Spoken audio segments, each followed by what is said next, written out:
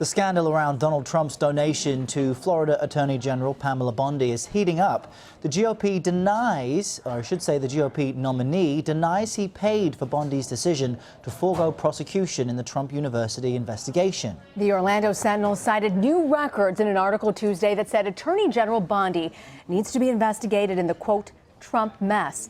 Scott Maxwell is the author of the column, and he joins us from the Orlando Sentinel newsroom via Skype. Okay, Scott, we know Trump's running, and we also know that in your article you say, and I'm quoting here, the wrong person is receiving the brunt of the scrutiny here. What do you mean by that?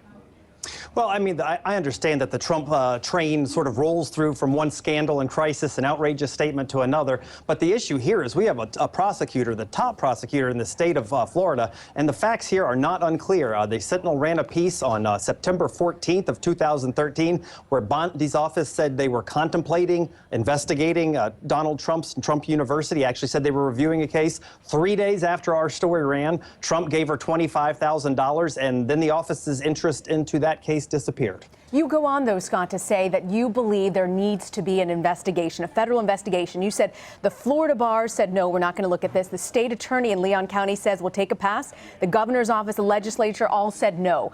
So do you really think the U.S. Justice Department is going to take up this case? The truth of whether I think they'll take it up is probably not. Well, I should say this, it's pretty unusual, but that's actually the interesting thing about attorneys general, and this is not a phenomenon that's unique to Pam Bondi. This has been written about with scandals in New York and I believe New Jersey as well. Who investigates the top investigators? There is not a clear delineation. The general assessment seems to be that the only one who can really do a thorough job is, in fact, the Justice Department. And that's why you could have a governor do it, but if they're members of the same party, like Rick Scott and Pam Bondi, he's expressed no interest in that, nor has the legislature. And state attorneys are a little reluctant to go after the top cop when they're a little lower on the food chain. So generally, it has to be the Justice Department. And I don't think you would find any prosecutor, and at least I've yet to hear from one, who would say this is ethical behavior. I mean, Rena, you can imagine if you were mugged and the mugger gave the prosecutor $25,000 and then the prosecutor said, you know what, I'm not going to take any further look at that case, you'd have questions. Everybody would, and for good reason. And another reason you feel the federal government should step in is because many people who felt they were done wrong by Trump University in Florida went to New York to try and get justice. Talk to us about that. That's absolutely true. There were complaints that actually went back to our previous Attorney General, Bill McCollum, who did not take money from Trump, but they were mostly ignored. There were some filed by Pam Bondi, and what I looked at yesterday was I finally got with the New York Attorney's Office and looked at their suit. There were bunches of complaints from Floridians who said they lost anywhere between $1,500 to as many as $40,000. And what they say is they paid for services, you've probably heard this before, that they simply never got, whether it was coaches, whether it was mentors. And I think one of the key things is they said they were promised a refund. If their satisfaction guarantee refund, which they didn't get, Floridians had to go to the Attorney General 1,000 miles away in New York because our Attorney General hasn't taken action and still hasn't joined that case or done anything on her own. So then what do you advise victims to do if the Attorney General in Florida won't take action, if you're doubtful the Justice Department will, then what becomes of all this?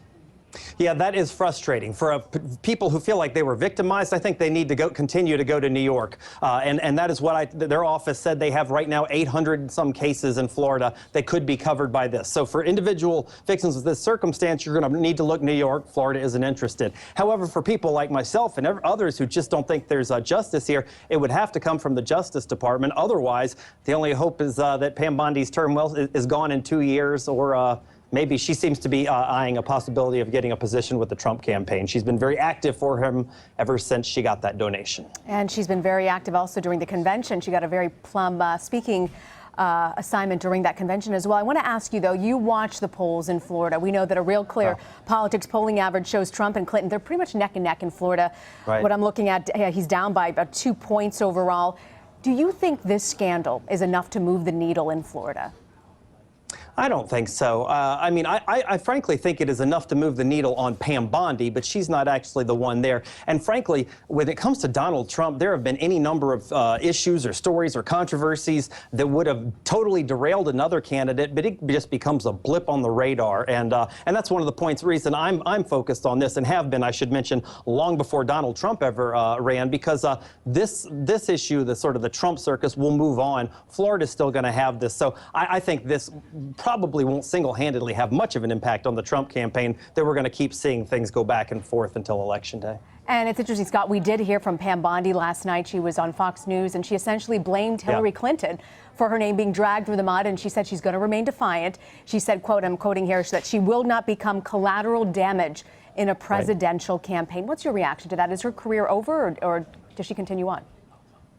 I have to tell you, I think she will have a tough time convincing other people that she's a serious prosecutor. And like I said, think about this. There's a prosecutors association. There are other prosecutors. I haven't heard any of them come out and say, no, this is exactly the way I would do things. I would take money from somebody I'd been asked to investigate. And that's because it just doesn't pass a straight face test. As for blaming Hillary Clinton, I think that was sort of actually a pretty masterful exercise in distraction. She's taking something, she knows she's been under scrutiny by me, by others here in Florida for 3 years, but she's trying to make it look like it's another in a long string of Clinton versus Trump things. I think the records pretty clearly bear that that's not the case. Florida voters going to decide this one, huh? Yeah, fascinating investigation. Scott Maxwell, the reporter with the Orlando Sentinel. Thanks for joining us.